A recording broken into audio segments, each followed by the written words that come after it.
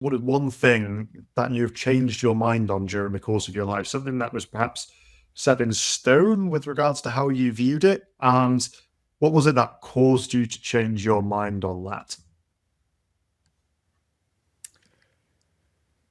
Ah, goodness. I think there are so many things that I have changed my mind on. I think the more experienced I've become, the less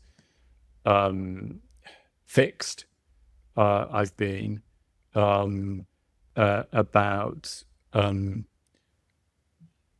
most things. I think I there are so many areas of life that I've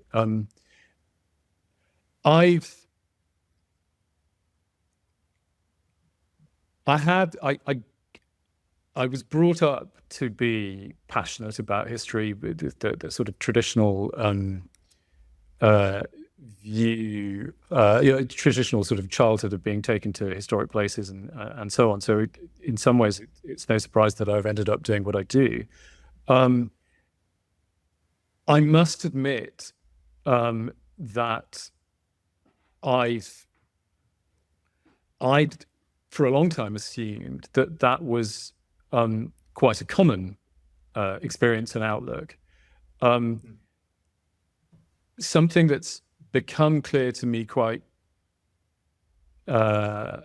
recently, I think, is how a kind of, if there is such a word, a kind of contemporaneity is really strong currently. That there's perhaps a sense in which for some people living in a sort of continuous present is satisfactory, is sufficient, and that troubles me. I think historical awareness, consciousness, sensibility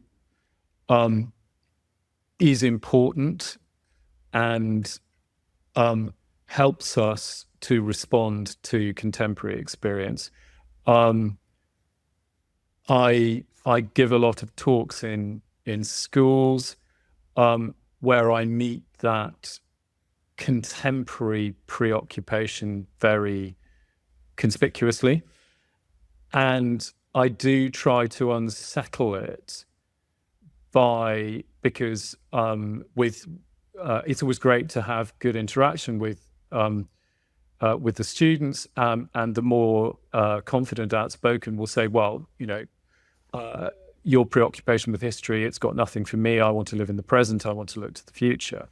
I try and unsettle it by reminding them that as they're endlessly scrolling on their phone, they're actually much closer to my perspective than they realize, because everything that they do is framed by a timeline.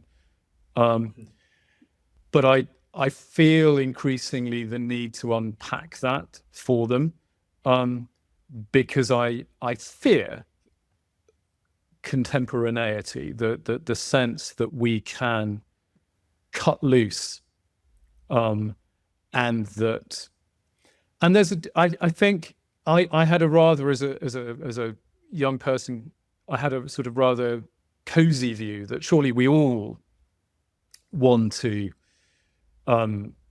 absorb, understand, build up knowledge of this shared past, and we will always do that. What's changed in me is to realize that that's a complacency, and that actually there is an urgency to ensure that the rising generation, who, if they have an instinct at all, it might be to isolated contemporary focus, detached from a wider consciousness, that it is quite urgent to challenge that and to encourage a different perspective. That is Definitely a call to action if ever I've heard one. I think green shoots of hope that I've seen amongst people who you would say are in Gen Z. There seem to be some really thoughtful commentators who have found themselves, having grown up as digital natives, to be really dissatisfied with that life and realizing that there's more to it. And then their curiosity finds them breaking out of it. And before you know it, they're renouncing these these tools which we found in our hands and our pockets in perpetuity, it seems. But the only hope I try to hold every day is that as I find myself trying to run away from that life as fast as I can and not get sucked into it, is that even amongst those who've known nothing else, that the curiosity within humanity will always be there. And for those that start to get to that depth, they plumb those depths, so they realize that there's more to this. Hopefully they'll find themselves jumping on that train. Yeah, I would hope so. I think that the challenge with digital media is that it places self at the center of everything. That these are timelines, as I glibly remind them, but they are personal timelines. And that's the challenge, that everything begins with self. And there's a danger in that degree of personal relativity, because if we're going to continue collectively to understand the world and deploy that knowledge constructively, we have to accept that there is more to it than our personal timeline. And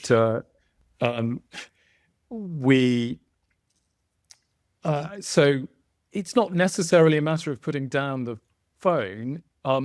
It's more a matter of adjusting the center of focus, that it isn't always self, that